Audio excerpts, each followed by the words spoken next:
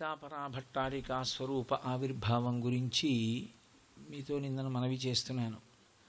చిదగ్నికుండ సంభూత దేవకార్య సముద్యత ఉద్యద్భాను సహస్రాభ చతుర్బాహు సమన్విత రాగస్వరూప పాషాఢ్య క్రోధాకారాంకుశోజ్వల మనోరూపేక్షుకోదండ పంచతన్మాత్రశాయక. శంకర భగవత్పాదులు సౌందర్యలహరి చేస్తూ దాన్ని పణత్కంచీదామా కరికలభ కుంభస్తననత పరీక్షీణా మధ్యే పరిణత శరచ్చంద్రవదన ధనుర్బాణం పాశం శృణిమపి దధానా కరతలైః పురస్తాదస్తాం నః పురమధితురహో పురుషిక అని పిలిచారు. ఇందులో ఒక విషయం మీరు ప్రధానంగా గమనించవలసి ఉంటుంది. శంకర భగవత్పాదులు అద్భుతమైన ప్రయోగాలు చేస్తారు జగద్గురువులు కనుక.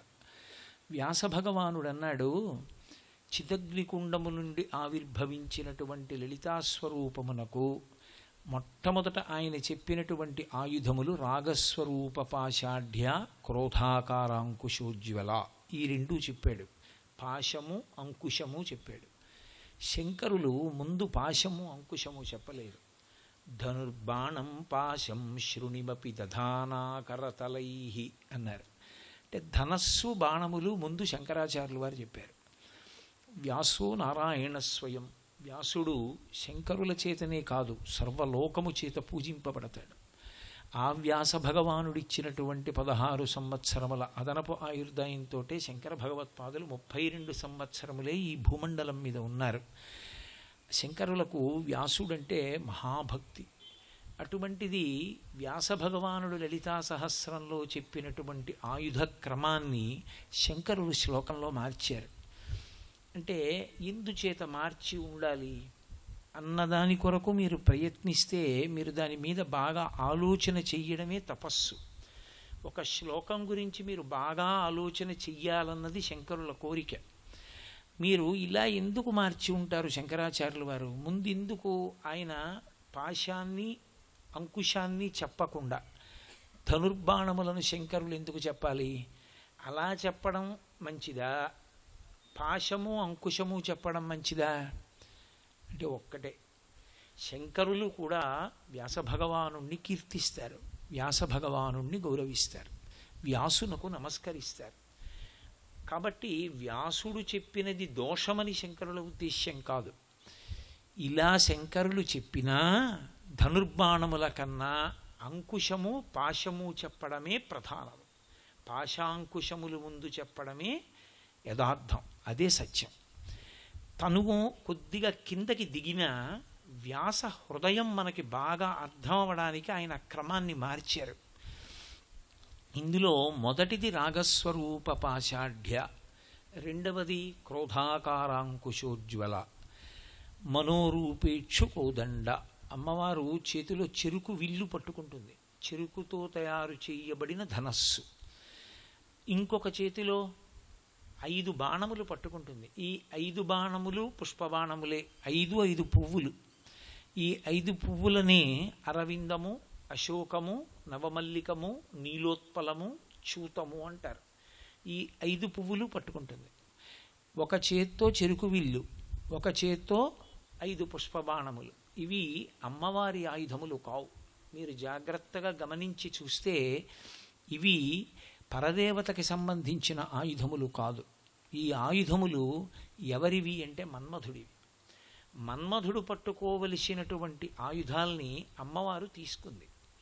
అమ్మవారి చేతిలో ఉన్నవి చెరుకు విల్లు పుష్పబాణములే, మన్మధుడి చేతిలో ఉన్నవి చెరుకు విల్లు పుష్పబాణములే.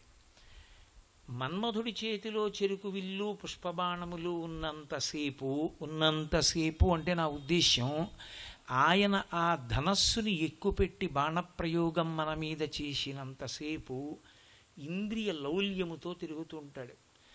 పరదేవత తేజస్సుని నింపుతూ ఉంటుంది శరీరంలో, రోహిణీతత్వము అంటారు.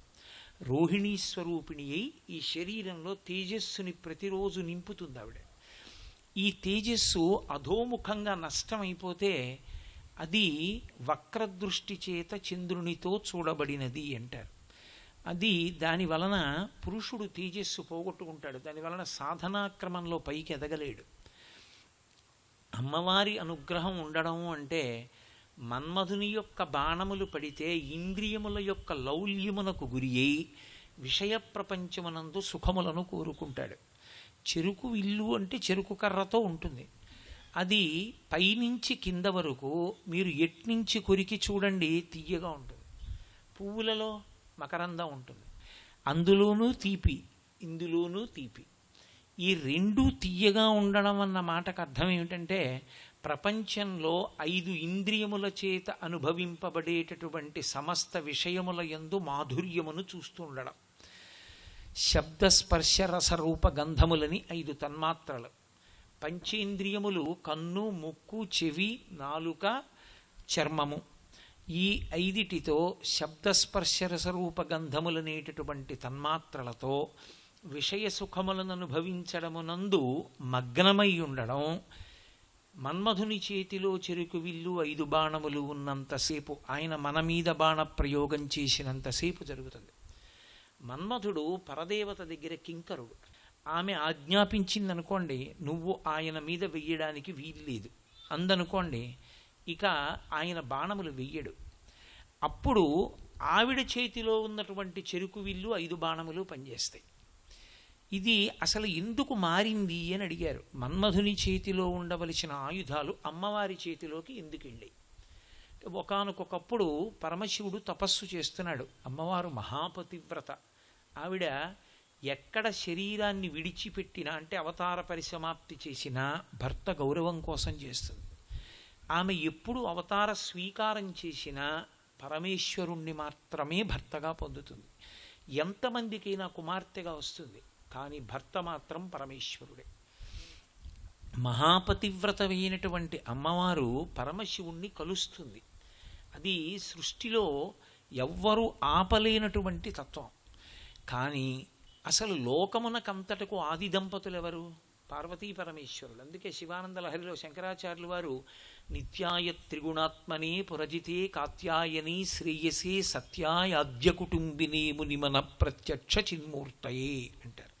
పోతన గారు రుక్మిణీదేవితో స్తోత్రం చేయిస్తూ అమ్మలగన్నయమ్మ ముగురమ్మల మూలపుటమ్మ చాలా పెద్దమ్మ అని పోతన గారు స్తోత్రం చేశారు.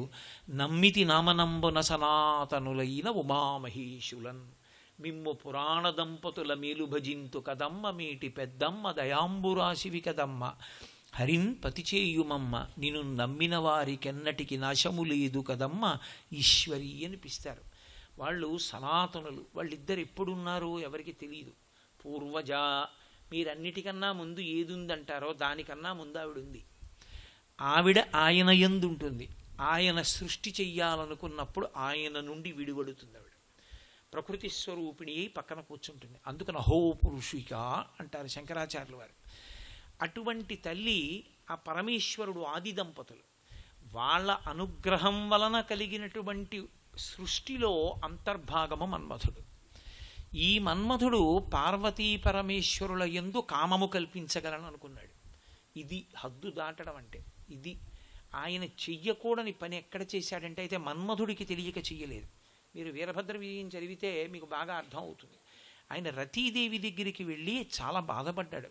ఇది నేను చెయ్యకూడని పని, ఒకవేళ నిజంగా పరమేశ్వరుణ్ణి గెలిచి నేను వెనక్కి వచ్చినా నా తండ్రి చూసే చూపు నేను తట్టుకోలేనన్నాడు. ఆయన విష్ణువు యొక్క కుమారుడు. కందర్ప దర్పహర సుందర దివ్యమూర్తి కాంతా కుచాంబృహ కుట్మలలోల దృష్టి అని. కందర్పుడంటే మన్మధుడు. ఆయన శ్రీ మహావిష్ణువు యొక్క కుమారుడు. విష్ణువు నా తండ్రి శివుణ్ణి గెలిచి నేను వస్తే నన్ను ఎటువంటి చూపు చూస్తాడో అన్నాడు. నేను గెలవలేనన్నాడు. అయినా ఇంద్రుడి ఆజ్ఞ ధిక్కరించలేక వెళ్ళాడు. వెళ్ళి ఒక్క బాణమే ప్రయోగించాడు. కుమార సంభవం మహాకవి కాళిదాసకృతం చదివితే అద్భుతమైనటువంటి నాటకం అది. సరే, అయితే గర్భిణీ అయినటువంటి స్త్రీలు ఉత్తముడైన కుమారుడు కలగాలి అంటే కాళిదాసకృత కుమార సంభవాన్ని పారాయణం చేయకూడదు. ఉత్తముడైన కుమారుడు కలగాలి అంటే గర్భస్థమైనటువంటి శిశువు పూర్వజన్మలలో చేసినటువంటి మహాపాతకాన్ని కూడా తీసుకొస్తాడు. ఎందుకు తీసుకొస్తాడు అంటే యజమానికి ఒక లక్షణం ఉంటుంది. యజమానికి కలిగే కొడుకులందరూ కూడా నిజమైన కొడుకులు కారు. ఎందుకంటే శత్రువు కొడుకుగా వస్తాడు అని శాస్త్రం. పరమశత్రువు ఉన్నాడనుకోండి, వాడు రౌద్రచింత అంటారు. అదే పనిగా తలుచుకుంటూ వెళ్ళిపోతే కొడుకుగా వస్తాడు. తండ్రి ఎతి అంటే వాడు పెతి అంటాడు. ఒక్క మాట విండవు, బాధ పెడుతూ ఉంటాడు తండ్రిని. అందుకని శత్రుపుత్రుడో లేకపోతే సేవకపుత్రుడో, బాగా సేవ చేసి ఎప్పుడూ యజమాని దగ్గర ఉండడం అలవాటు అయిపోయింది అనుకోండి, యజమానిని తలుచుకు చచ్చిపోతే సేవకుడు పుత్రుడుగా వస్తాడు. నాన్నగారి నించుంటే కుర్చీ వేస్తాడు, నాన్నగారికి కాళ్ళు పడతాడు, నాన్నగారికి మంచినీళ్ళు ఇస్తాడు, నాన్నగారి వీధిలోంచి వస్తే కాళ్ళు కడుక్కోమని చెంబుతో నీళ్ళు ఇస్తాడు. అక్షరం ముక్క రాదు. తండ్రి మాత్రం బెంగపెట్టుకుని ఉంటాడు. ఎందుకంటే వాడు సేవకపుత్రుడు. రుణపుత్రుడని ఉంటాడు. గతంలో తీసుకున్న అప్పు తీర్చకుండా ఎగ్గొట్టేస్తే వాడు ఆ రుణాన్ని తీర్చేసుకోవడం కోసం వచ్చి కొన్నాళ్ళు ఉండి మన దగ్గర అన్నం తిని అయిపోయింది, రుణం తీరిపోయిందంటే వాడు వెళ్ళిపోతాడు. రుణానుబంధ రూపేణ పశుపత్ని సుతాలయా. అందులో కొడుకు ఏ రూపంలో వచ్చాడో ఎవరికి తెలుసు, వాడు ఎందుకు వస్తున్నాడో. అందుకని పుట్టిన కొడుకులందరూ నిజపుత్రులు, వాళ్ళందరూ ఏదో ఉద్ధరించేస్తారనుకోవడానికి మార్గం లేదని చెప్పింది శాస్త్రం. ఇప్పుడు నేను ఆ పుత్రతత్వం గురించి వ్యాఖ్యానం చేయడం సంభవం అయ్యే విషయం కాదు. నేను లలితా సహస్రం గురించి మాట్లాడవలసి ఉంటుంది, పరదేవతా వైభవం మాట్లాడవలసి ఉంటుంది. కాబట్టి ఆ కొడుకుకి ఆ లోపల ఉన్న శిశువు ఏ భావనతో వస్తున్నాడో దాన్ని తుడిచి వాని యందు ఉత్తమ భావనలు పొందేటట్టుగా చెయ్యాలి అంటే ఏం చెయ్యాలి అని అడిగారు. వాడు గర్భస్థమై ఉంటాడు. అప్పుడు గర్భిణి అయిన స్త్రీ వినదగినవి లోకంలో రెండే. ఒకటి శ్రీరామాయణంలో బాలకాండాంతర్గతమైనటువంటి స్కందోత్పత్తి, అది కుమార సంభవం, వాల్మీకి మహర్షి విరచితం. అలాగే భాగవతం దశమస్కంధంలో కృష్ణలీలలు, ఈ రెండే వినాలి. ఈ రెండూ విన్నట్టయితే, రెండోది గర్భిణి అయిన స్త్రీకి అనేకమైనటువంటి సంస్కారములు చెయ్యాలి. ఎందుకని అంటే ఆమెని లోపల ఉన్న పిండాన్ని రక్షించడానికి. సంపూర్ణ రామాయణాన్ని విన్నట్లయితే ఇక ఏ గర్భ సంస్కారము చెయ్యక్కర్లేదు. పరమతేజోవంతుడైనటువంటి కుమారుడు జన్మిస్తాడు. మీరు నన్ను నమ్మగలిగితే కాకినాడలో నేను సంపూర్ణ రామాయణ ప్రవచనాలు చేసే రోజుల్లో ఇది యథార్థంగా జరిగిన విషయం. అంత గొప్పది రామాయణం. ఆ శిశువుకి గర్భ సంస్కారంగా స్కందోత్పత్తి చెప్తారు. సరే, కుమార సంభవము కాళిదాసకృతం. పరమశివుడు తపస్సు చేసుకుంటున్నాడు. భయపడుతూనే మన్మధుడు ఒక బాణం వేశాడు.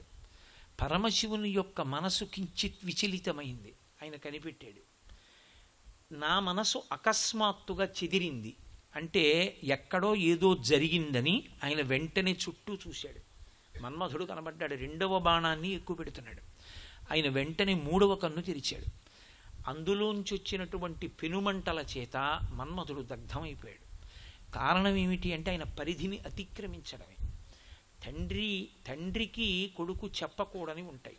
తండ్రికి బోధ చెయ్యవలసిన వాడు కాదు కొడుకు. తండ్రి ఉత్తమ గుణములను స్తోత్రం ఒక్కటే చెయ్యాలి తప్ప మా నాన్నగారి యందు ఈ దోషం ఉందని చెప్పే అధికారం కొడుక్కి లేదు శాస్త్రంలో. తండ్రి గుణములను మాత్రమే ప్రస్తుతి చెయ్యాలంతే. తండ్రి దైవం, నీకెందుకు? నిన్న ఆయన శిక్షించాలి, కానీ ఆయన గుణగణములు ఎంచగలిగిన వాడివి నువ్వు కాదు. నీ పరిధి నువ్వు అతిక్రమించినట్లు. కనుక మన్మధుడు గాడి తప్పాడు. పరమశివుడు పాఠం చెప్పాలనుకున్నాడు. వెంటనే శివుడు రుద్రుడయ్యాడు. రుద్రుడై మూడవ కన్ను తెరిస్తే మన్మధుడు కాలి కింద పడిపోయాడు. ఇప్పుడు మన్మధుడు కాలి కింద పడిపోవడం వల్ల ఉపద్రవం ఏమిటొచ్చింది అంటే, లోకంలో ఏ ప్రాణి ఇక పుట్టడం ఆగిపోయింది. ఎందుకని? మన్మథ బాణాలు లేవు. మన్మధుడు బాణప్రయోగం చేసే అవకాశం లేదు. మన్మథ బాణము పడకపోతే సృష్టి ఉండదు. మీరు నన్ను ఒక మాట అడగచ్చు, ఇప్పుడు దానివల్ల వచ్చిన ఉపద్రవం ఏముందండి? గొడవ లేదు కదా, హాయిగా ఇక జన్మ లేకపోతే సుఖంగా ఉంటాంగా, ఎందుకు మళ్ళీ అంటే మీరు ఒకటి బాగా ఆలోచించాలి. చేసుకున్నటువంటి పాపపుణ్యములను పూర్తిగా తొలగతోసుకోవాలి అంటే కర్మగా దానిని అనుభవించేయాలి. కొత్త దుష్కర్మలని తెచ్చుకోకూడదు. పుణ్యకర్మాచరణములు చేసి ఈశ్వరుడికి సమర్పణం చేయాలి. పాపకర్మని దీంతో అనుభవించేయాలి. ఈ మోకాలు నిప్పెడుతోందనుకోండి, ఈ మోకాలు నిప్పి పెట్టడం అనేటటువంటి దాని యందు నేను గత జన్మలో చేసిన పాపం ఏదో పోతోంది.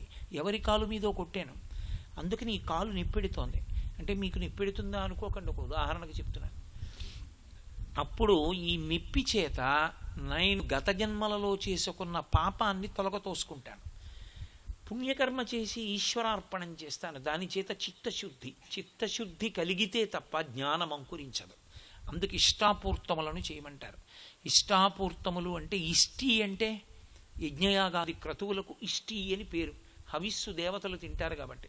పూర్తము అంటే 10 మందికి పనికొచ్చే పని చెయ్యడం, ఒక నుయ్యి తవ్వడం, ఒక దేవాలయాన్ని నిర్మాణం చెయ్యడం, ఓ దేవాలయంలో ఏదో పలకలు వేయించడం, ఇవన్నీ మంచిదే. కానీ ఇష్టాపూర్తములను చేసుకుంటూ వెడితే నువ్వు తరించడం మాత్రం ఉండదు. నేను యథార్థం చెప్తున్నాను. ఇష్టాపూర్తములు దేని కొరకు చెయ్యాలి? చిత్తశుద్ధి కొరకు చెయ్యాలి. చింతపండుతో పాత్రని బాగా తోమారు, పాత్రకి శుద్ధి కలిగింది. ఇప్పుడు ఆ పాత్ర ప్రయోజనం ఏమిటి? అది పాయసం పోస్తే ఏమీ లేకపోతే మళ్ళీ కిలింపడుతుంది. అది చిత్తశుద్ధి కలగడానికి మాత్రమే ఇష్టాపూర్తములు. అదే పనిగా ఇష్టాపూర్తాల్ని చేసుకుంటూ వెళ్ళిపోయిన వాడు తరించలేడు, కుదరదు. తరించడం దేనివల్ల జరుగుతుందో తెలుసా? ధ్యానము చేత.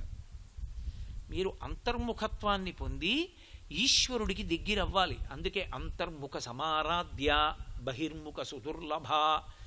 బయట చేసేది ఎందుకు చెయ్యాలి అంటే చిత్తశుద్ధి కొరకు చెయ్యాలి తప్ప అది 10 మందికి తెలియడం కోసం చేయకూడదు. 10 మందికి తెలియ చెప్పవలసిన అవసరం, ఆదర్శంగా ఆవిడ్ని చూపించడానికి చెప్పచ్చు. కానీ ఆవిడ గురించి అలా చెప్తున్నప్పుడు ఆవిడ తెర వెనక్కి వెళ్ళిపోయి చెమటలు పట్టేస్తే మంచి లక్షణం. ఇద్దరి యందు మంచి లక్షణమే. 10 మందికి ఆదర్శంగా చూపించాలని ఒక ఆవిడ అనుకున్నారు. నాకెందుకు ఈ పొగడ్త, ఈశ్వరుడు నా చేత చేయించాడు తప్ప నేనంత అర్హురాలా అని ఆవిడ అనుకున్నారు. ఇద్దరూ మంచి పనే చేశారు. నేనే చేశానన్న అహంకారం మాత్రం రాకూడదు. అది చిత్తశుద్ధి అంటారు. నా అదృష్టం, ఈశ్వరుడి చేతి ఉపకరణం అవగలిగాను. ఈ దేవాలయం ఎన్ని శతాబ్దాలైనా ఇలా ఉండిపోతుంది.